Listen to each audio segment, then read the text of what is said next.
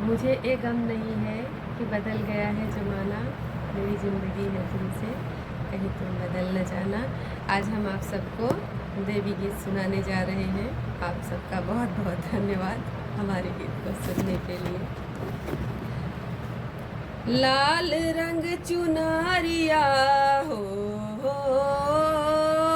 लाल रंग चुनरिया पहिर के मयरिया गजब सोहेना, लिहली ढाल तलवरिया गजब सोहेना, लिहली ढाल तलवरिया गजब सोहेना।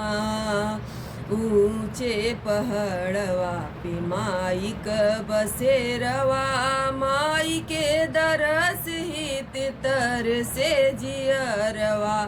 ऊंचे पहाड़वा पे माई क बसेरवा, माई के दरस हित तर से जियरवा।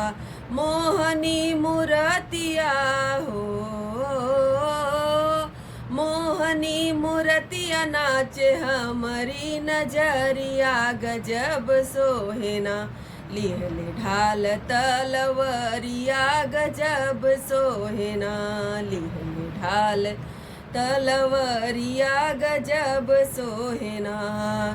माई के मंदिरवा में अति छवि बरसे, पाई दर्शनवा मुदित मन हर से। माई के मंदिरवा में अति छवि बरसे, पाई दर्शनवा मुदित मन हर से।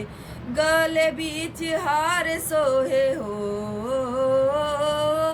गले बीच हार सोहे शेर कई सवरिया गजब सोहेना, लिहले ढाल तलवरिया गजब सोहेना, लिहले ढाल तलवरिया गजब सोहेना।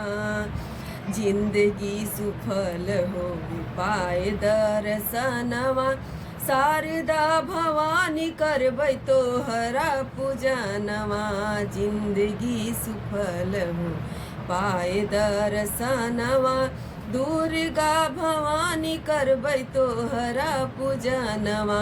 रेखा सिंह गावे लिखी लिखी तलवरिया गजब सोहेना, लिहले ढाल तलवरिया गजब सोहेना, लिहले ढाल तलवरिया गजब सोहेना। लाल रंग चुनरिया हो,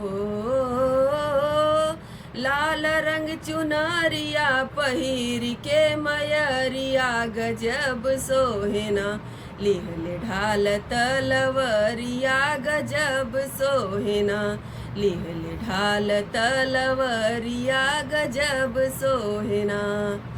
जय माता दी।